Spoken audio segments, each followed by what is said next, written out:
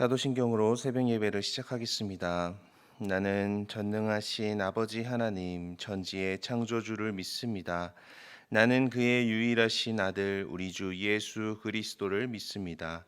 그는 성령으로 잉태되어 동정녀 마리아에게서 나시고 본디오 빌라도에게 고난을 받아 십자가에 못 박혀 죽으시고 장사된 지 사흘 만에 죽은 자 가운데서 다시 살아나셨으며 하늘에 오르시어 전능하신 아버지 하나님 우편에 앉아 계시다가 거기로부터 살아있는 자와 죽은 자를 심판하러 오십니다. 나는 성령을 믿으며 거룩한 공교회와 성도의 교제와 죄를 용서받는 것과 몸의 부활과 영생을 믿습니다. 아멘. 찬송가 327장 찬양하겠습니다. 주님 주실 화평 믿음 얻기 위해 너는 정성껏 기도했나. 주의 제단 앞에 모두 바치기 전 복을 받을 줄 생각 마라. 주의 제단에 산 제사 드린 후에 주의 맘을 주장하니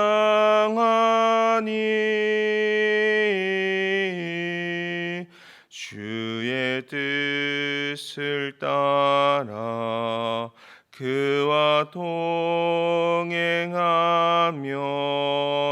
영생 복락을 누리겠네. 주님 밝은 빛에 항상 활동하며 선한 사업을 힘쓰겠나. 자유 얻으려면 주의 뜻을 따라 너의 모든 것 희생하라.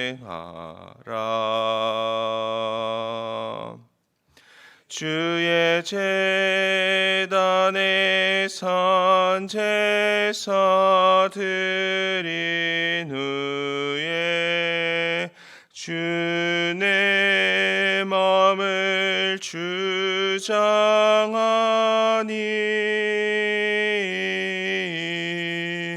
주의 뜻을 따라 그와 동행하면 영생 복락을 누리겠네. 주의 제단 앞에 모두 바친 후에 주와 온전히 사귀겠네. 주님 주신 기쁨 또한 그의 사랑 어찌 말로 다 형용하랴. 주의 제단에 산 제사 드린 후에 주의 마음을 주장하니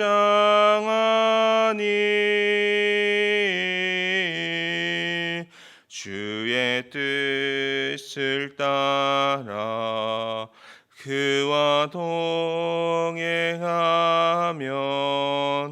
영생 복락을 누리겠네. 아멘. 이 시간 함께 기도하겠습니다. 먼저는 우리나라 대한민국이 오직 하나님만 힘으로 삼고 주님만 의지하여 주의 손에 붙들림 받는 나라가 될 수 있도록 기도해 주시기 바랍니다.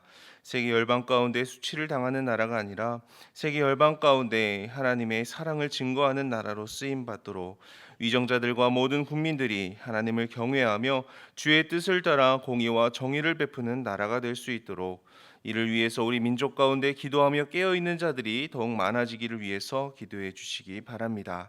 다음으로 교회를 위해서 기도하실 때에는 오늘도 교회의 머리는 예수 그리스도이심을 선포하시며 주님만 다스리시고 통치하시는 교회가 될 수 있도록 특별히 오늘까지 진행되는 청년부 국내 선교를 위해서도 기도하기를 바랍니다. 마지막까지 하나님께서 동행하심으로 주의 역사를 나타내고 경험할 수 있도록 청년들이 돌아와서도 주님만 의지하며 청년의 때의 창조주를 기억하는 주의 자녀들로 세워져 갈 수 있도록 기도하겠습니다. 또 내일 있을 주일의 모든 예배 가운데 성령의 기름 부으심과 하나님께서 만나주시는 은혜가 있어 잠든 회복과 평안을 누리며 주의 뜻을 위해 살아가는 성도들 될 수 있도록 기도해 주시기 바랍니다. 그리고 오늘은 태국의 서용석 이인규 선교사님 위해서 기도하겠습니다. 먼저는 농키오 교회의 사역 가운데 영적 부흥의 역사가 일어나도록 계속 진행 중인 메사이 신학교 기숙사 건축의 과정 가운데 하나님 일하여 주시고 부족한 재정 채워지도록 TEF 성경연구소와 신학교 사역을 감당하는 동역자들의 연합이 잘 이루어지고 미얀마와 태국에서 새롭게 들어오는 유스 신학생들이 잘 적응할 수 있도록 기도 제목 주셨습니다. 나라와 민족을 위해서, 교회를 위해서, 태국의 서용석 이인규 선교사님을 위해서 주님의 이름 한번 부르고 기도하겠습니다. 주여. 아버지 하나님, 오늘도 주님께서 함께하여 주시는 은혜 가운데 새 하루를 허락해 주심을 감사합니다. 하나님, 우리에게 주어진 이 하루를 주의 영광을 위하여 살아갈 수 있게 하여 주옵소서. 특별히 나라와 민족을 위하여서 기도합니다. 주님, 이 나라 대한민국이 오직 하나님만 힘으로 삼는 나라가 되게 하여 주옵소서. 주님만 의지하고 주님만 바라보며 주의 뜻을 따라 나아가는 이 나라가 되게 하여 주시옵소서. 세계 열방 가운데 수치를 당하는 나라가 되지 않게 하여 주시고 온 세계 가운데 하나님의 사랑을 증거하고 또 하나님의 사랑을 나타내는 도구로 쓰임받는 이 나라가 될 수 있도록 도와주옵소서. 나라의 모든 위정자들과 국민들이 한마음 한뜻으로 하나님을 경외하며 하나님의 뜻을 행하며 살아갈 수 있도록 공의와 정의를 하나님께서 원하시는 대로 행하며 드러내며 지키며 살아갈 수 있도록 도와주시옵소서. 이를 위하여서 우리 믿는 자들이 더욱더 깨어있게 하여 주시옵고 깨어 기도함으로 주님의 뜻을 구하고 또 주님께서 이루어 가시는 일들을 아버지 바라보면서 나아갈 수 있는 우리 국민들 될 수 있도록 우리 민족이 될 수 있도록 주님 주장하여 주시옵소서.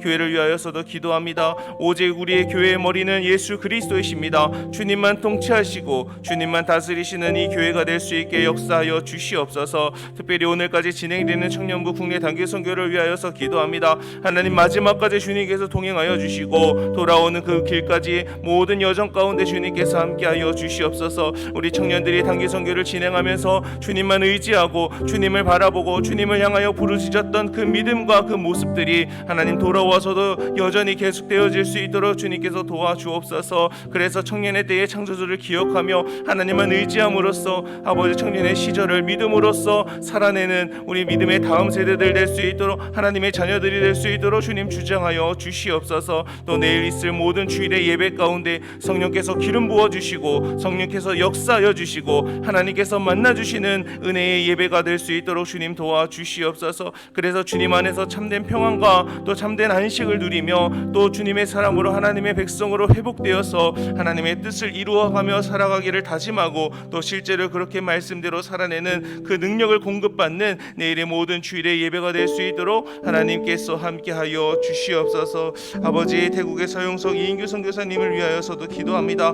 농키오 교회의 사역 가운데 영적 부흥의 역사가 일어나게 하여 주옵소서. 메사이 신학교 기숙사 건축을 하고 있는데 하나님께서 함께 일하여 주시고 부족한 재정들이 제때에 채워지는 은혜를 허락하여 주시옵소서. 성경 연구소와 신학교 사역을 감당하는 동역자들의 연합이 아버지 아름답게 이루어질 수 있게 도와주시고, 미얀마와 태국에서 새롭게 들어오는 유스 신학생들이 잘 적응하여 하나님의 일꾼으로 세워져가는 은혜가 있게 하여 주시옵소서. 아버지 하나님, 오늘도 우리가 믿음으로 마음을 다하여서 기도하였사오니 하나님의 은혜 가운데 응답되어지게 하여 주시고, 주님의 놀라운 은혜의 섭리가 하나님 우리의 기도 가운데 이루어짐을 보고 경험할 수 있도록 하나님께서 함께하여 주시옵소서. 감사합니다. 주님, 하나님 아버지, 오늘도 새 하루를 허락해 주심을 감사합니다. 여전히 주님을 의지하며 주의 뜻을 따라 살아가는 우리에게 주의 평안과 은혜를 허락해 주시길 구하오니 주님 응답하여 주옵소서. 오늘까지 진행되는 청년부 단기 선교를 위해서 한 번 더 기도합니다. 주님을 의지하며 주의 도우심을 따라 귀한 선교 사역을 감당하는 청년들을 축복하여 주옵소서. 오늘 마지막까지 주님을 의지함으로 잘 마치고 돌아올 수 있게 인도해 주시고, 특별히 저들이 선교 사역 가운데 그랬던 것처럼 자신의 삶의 자리에서도 주님만 의지하며 주와 동행하기 위해 더욱 힘쓰는 주의 청년들이 되게 하여 주옵소서. 주님 안에서 길을 잃지 않게 하시고 세상 가운데 일어나 주의 빛을 발하는 청년들로 세워져 가도록 주님 이후로도 계속 역사하여 주옵소서. 아버지, 이 시간 하나님의 말씀을 나눕니다. 하나님의 말씀 가운데 믿음으로 반응하며 말씀을 삶으로 살아내는 우리가 되도록 인도해 주옵소서. 예수님의 이름으로 기도드립니다. 아멘. 함께 나눌 하나님의 말씀은 예레미야 22장 10절부터 19절입니다. 예레미야 22장 10절부터 19절의 말씀입니다. 하나님의 말씀을 읽겠습니다. 너희는 죽은 자를 위하여 울지 말며 그를 위하여 애통하지 말며 잡혀간 자를 위하여 슬피 울라. 그는 다시 돌아와 그 고국을 보지 못할 것임이라. 여호와께서 유다 왕 요시아의 아들 곧 그의 아버지 요시아를 이어 왕이 되었다가 이곳에서 나간 살룸에 대하여 이와 같이 말씀하시니라. 그가 이곳으로 다시 돌아오지 못하고 잡혀간 곳에서 그가 거기서 죽으리니 이 땅을 다시 보지 못하리라.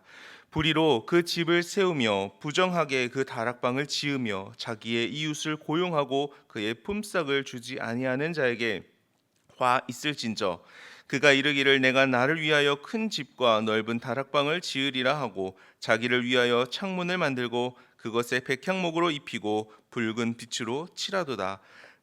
내가 백향목을 많이 사용하여 왕이 될 수 있겠느냐? 내 아버지가 먹거나 마시지 아니하였으며 정의와 공의를 행하지 아니하였느냐? 그때에 그가 형통하였었느니라. 그는 가난한 자와 궁핍한 자를 변호하고 형통하였나니 이것이 나를 알미 아니냐? 여호와의 말씀이니라. 그러나 내 두 눈과 마음은 탐욕과 무죄한 피를 흘림과 압박과 포악을 행하려 할 뿐이니라. 그러므로 여호와께서 유다의 왕 요시아의 아들 여호야김에게 대하여 이와 같이 말씀하시니라. 무리가 그를 위하여 슬프다 내 형제여, 슬프다 내 자매여 하며 통곡하지 아니할 것이며 그를 위하여 슬프다 주여, 슬프다 그 영광이여 하며 통곡하지도 아니할 것이라. 그가 끌려 예루살렘 문 밖에 던져지고 나귀같이 매장함을 당하리라. 아멘. 누구나 모든 일이 잘 되기를 바랍니다. 자신이 생각한 목표가 이루어지고 또 내게 필요한 것이 제때에 충분히 채워지기를 원하죠. 자녀들이 잘 되기를 바라고 또 해야 할 일들이 문제없이 처리되기를 구하기도 합니다. 한마디로 말하자면 사람은 모두가 다 형통하기를 원한다는 것이죠.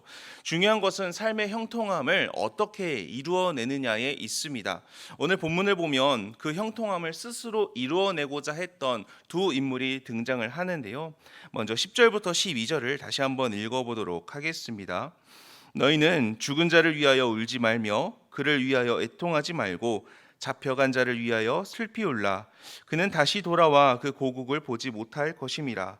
여호와께서 유다 왕 요시아의 아들 곧 그의 아버지 요시아를 이어 왕이 되었다가 이곳에서 나간 살룸에 대하여 이와 같이 말씀하시니라.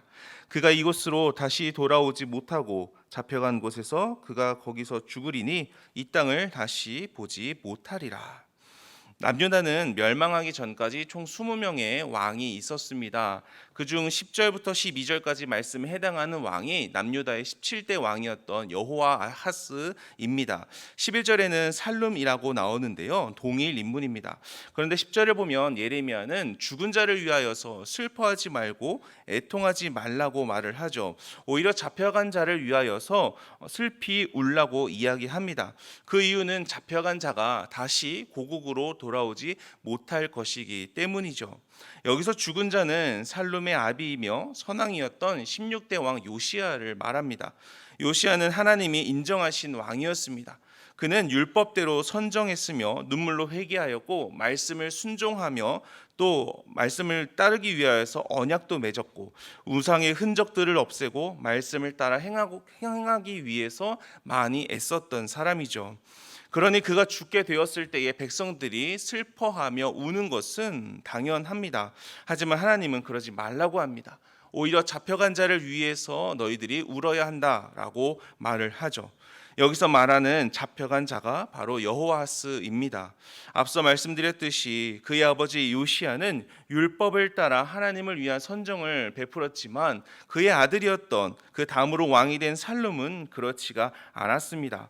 그에 대한 평가는 열왕기 하에 기록되어 있는데요. 성경은 그가 조상들의 모든 악을 따라서 행했다라고 평가하고 있죠. 아비대로만 했어도 반은 갔을 텐데 그 아비를 뛰어넘어 가지고 그 조상들이 행했던 악을 다 스스로 행했던 것입니다. 그가 어떤 악을 행했는지는 자세하게 알 수는 없지만 이 에스겔을 보면 이 시적인 언어를 통해서 그를 가리켜 사람을 삼키는 어린 사자라고 표현을 하고 있습니다. 결국 어제 살펴봤던 것처럼 이 여호와스도 이웃에 대하여 악을 행하는 왕이었던 것을 알 수가 있는 것이죠. 사람을 삼키는 어린 사자와 같이 말입니다.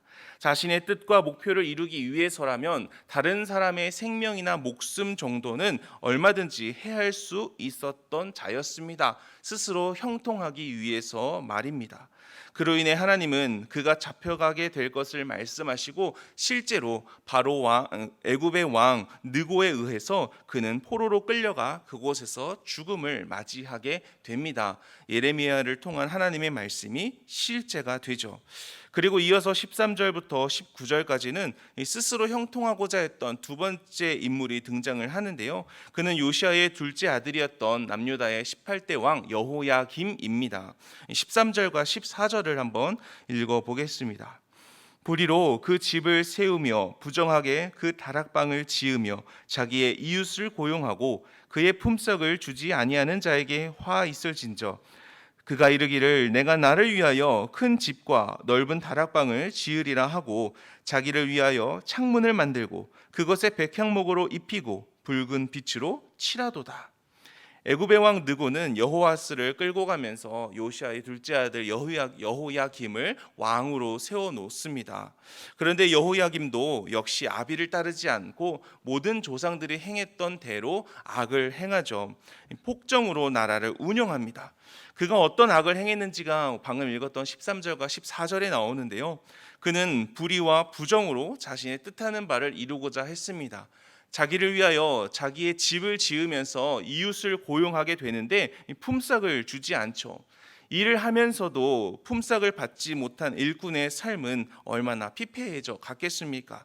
하지만 그는 거들떠 보지 않습니다. 자기 백성들의 삶이 어떻게 되든지 자기를 위한 집 짓는 데에 혈안이 되어 있었죠. 특히 14절 끝에를 보면은 붉은 빛으로 칠한다는 표현이 나오고 있습니다.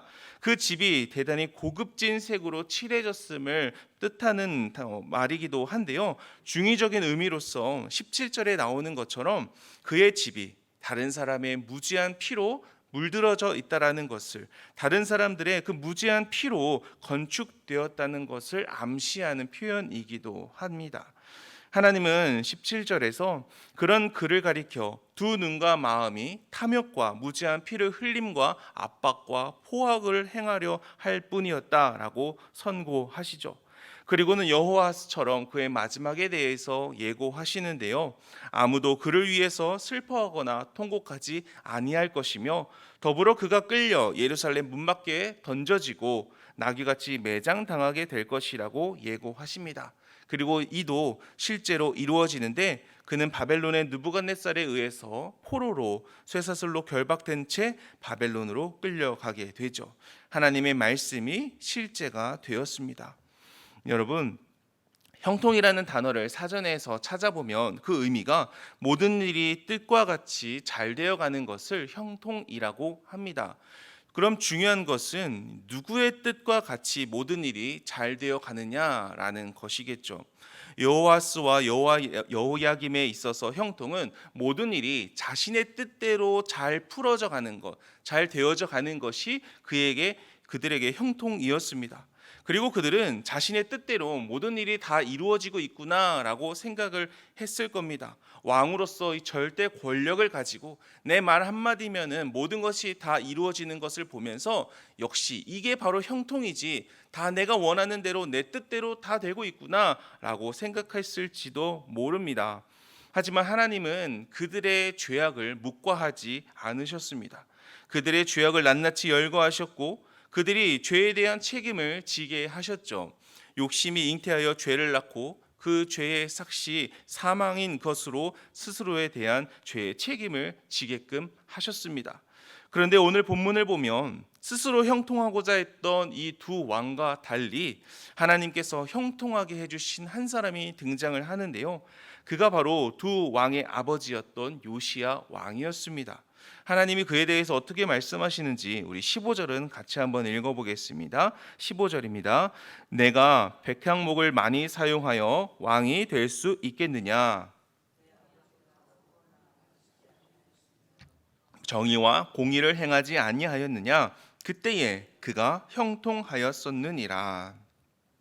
여호야김은 스스로 자신의 위엄을 드러내고자 했습니다. 그래서 사치를 부리며 왕궁을 지어 올리는 데 열심이었죠. 그것이 그의 뜻이었고 그의 목표였습니다.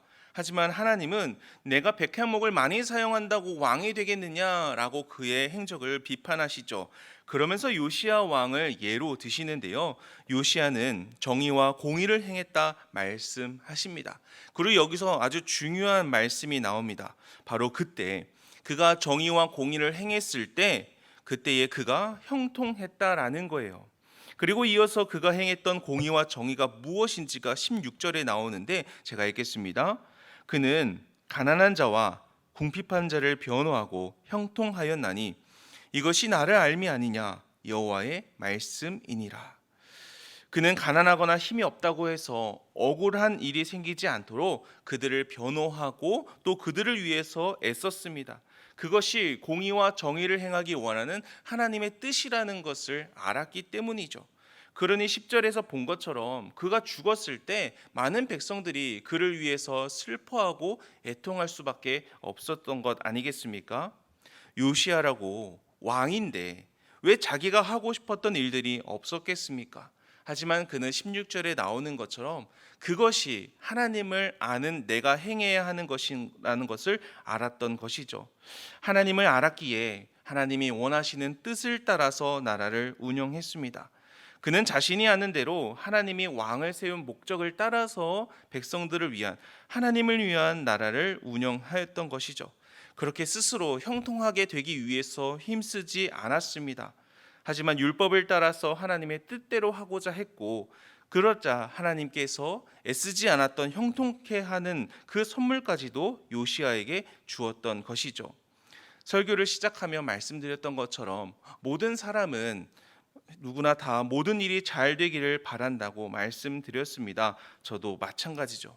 우리는 모든 일이 자신의 뜻대로 되기를 바랍니다. 그런데 그러다 보면요, 반드시 내 뜻과 하나님의 뜻이 상충되게 되는, 충돌하게 되는 때가 등장한다라는 거예요. 그때 우리의 선택은 어때야 하겠습니까? 여호와스와 여호야김은 자신의 뜻대로 모든 일을 풀어갔습니다. 하나님의 뜻이 아닌 자신의 뜻을 따라서 주어진 삶을 살아냈습니다. 왕으로서 모든 것이 자기 마음대로 이루어지는 것을 보면서 뭐하러 하나님의 율법을 따르고 그 귀찮고 그 번거로운 일들을 하겠냐면서 내 마음대로 해도 나는 스스로 형통할 수 있다라고 스스로 자위했을지도 모릅니다. 그것이 진짜 형통인 것처럼 느껴졌겠죠. 하지만 그건 진짜 형통이 아니라 가짜 형통이었습니다. 그리고 그 끝은 하나님의 심판이었죠. 반면 요시야는 자신의 뜻대로 행하지 않고 하나님의 뜻대로 행동하였습니다. 그는 하나님의 뜻을 자신의 뜻으로 삼았던 것이죠. 자기의 형통이 아니라 하나님의 뜻대로 모든 일들이 이루어지는 형통을, 하나님의 형통을 위해서 힘썼습니다. 그러자 진짜 형통이 임했어요. 하나님이 주신 형통입니다.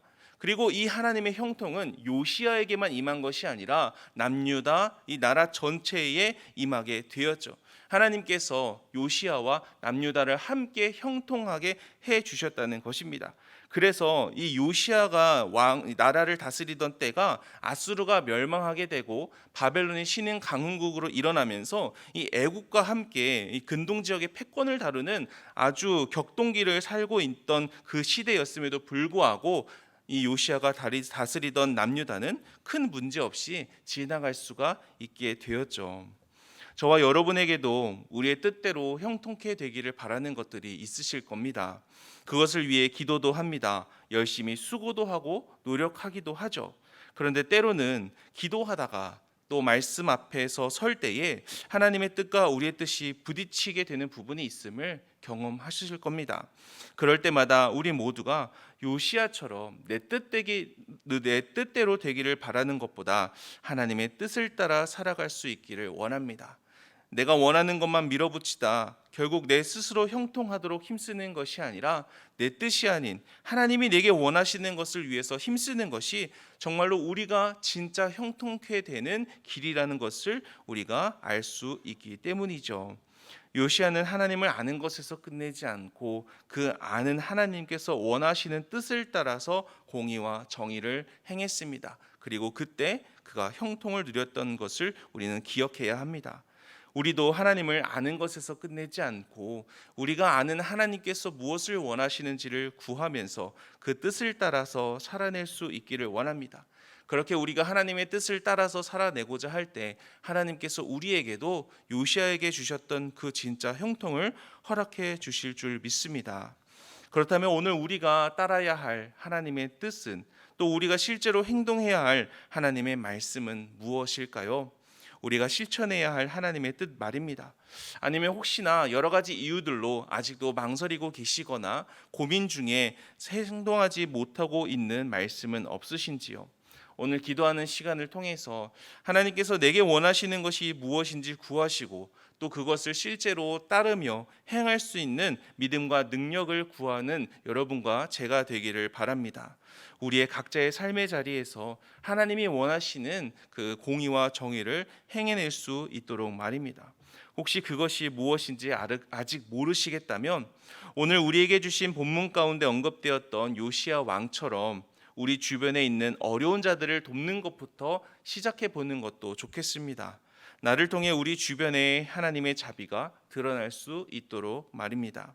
그렇게 하나님을 아는 것에서 멈추지 않고 그분의 뜻을 따라 실천하는 우리의 모두 삶 가운데 하나님께서 형통케 하시는 은혜가 충만하기를 주님의 이름으로 간절히 축원합니다. 주기도문 하겠습니다. 하늘에 계신 우리 아버지, 아버지의 이름을 거룩하게 하시며 아버지의 나라가 오게 하시며 아버지의 뜻이 하늘에서와 같이 땅에서도 이루어지게 하소서. 오늘 우리에게 일용할 양식을 주시고 우리가 우리에게 잘못한 사람을 용서하여 준 것 같이 우리 죄를 용서하여 주시고 우리를 시험에 빠지지 않게 하시고 악에서 구하소서. 나라와 권능과 영광이 영원히 아버지의 것입니다. 아멘. 주신 말씀과 개인의 기도 제목 가지고 기도하시다가 자유롭게 돌아가도록 하겠습니다. 주님의 이름 한번 부르고 기도합니다. 주여.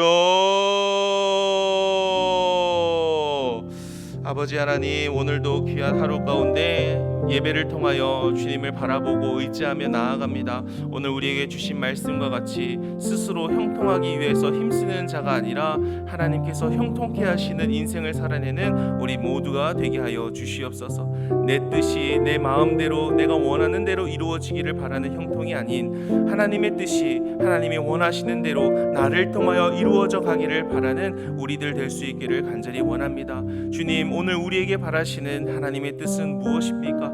오늘 우리에게 원하시는 하나님의 뜻은 무엇입니까? 우리가 주의 뜻을 따라 행하며 나아가기를 원하오니 주여 아버지의 말씀을 허락하여 주시고 아버지의 마음을 우리에게 부어주사 그 마음과 뜻을 따라서 우리들 순종함으로 나아가는 주의 성숙한 백성들, 믿음의 자녀들 될 수 있도록 인도하여 주옵소서.